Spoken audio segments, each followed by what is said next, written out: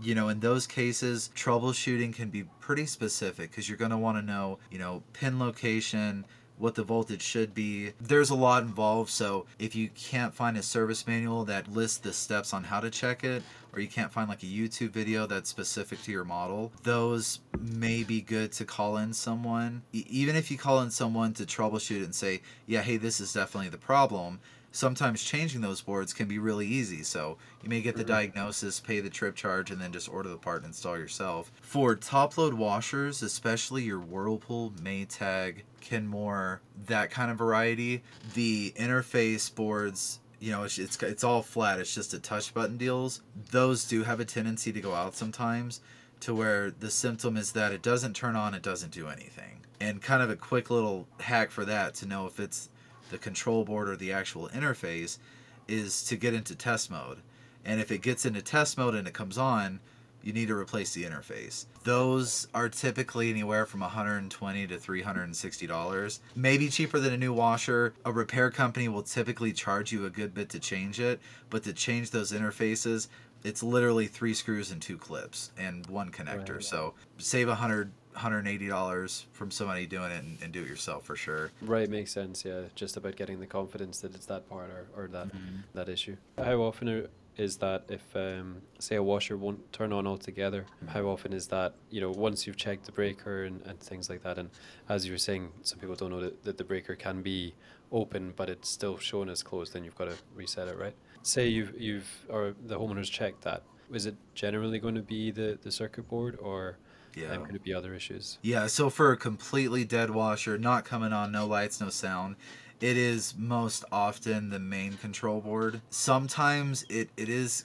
a little bit more complicated to find out, okay, is it my main control board or is it the interface control panel? Because if you press power, but that your panel's bad, so it's not getting that, hey, I'm pressing power signal to your main board may be fine. So determining whether it's your interface control panel or the main board is pretty difficult sometimes.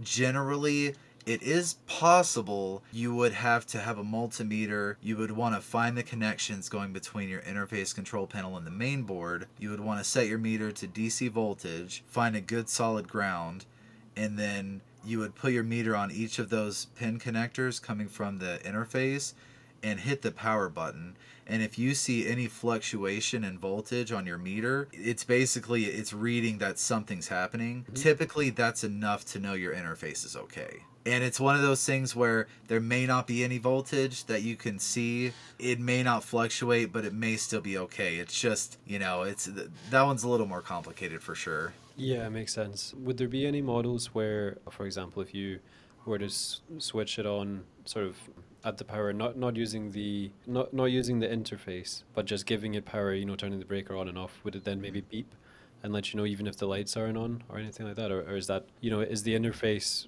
would that be connected with anything that is going to make a noise? So that is possible. There may be some units that will make a noise or kind of turn on if you turn it off and on. Not 100% sure on that.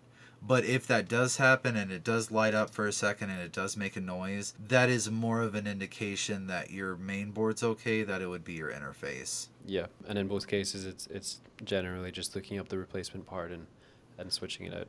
Yeah, for sure. It's unfortunate the more advanced that these units get, the more fancy they get, the more everything is a touch deal instead of an actual push button. The cost of replacing some of these things are just insane. I mean, I've seen Yeah. some crazy prices on them. Oh, really? Oh yeah, I mean, Yeah. I looked at one the other day and it was literally just maybe 8 inches wide, 3 inches tall, and it literally all it was an interface. It wasn't the molded plastic control panel. It was just the interface, and I think Mhm. it was valued at like almost $400. You know? Really? Yeah, geez. But then I guess if you're getting a high-end model, it's still kind of worth it. Oh yeah, yeah, yeah, for sure.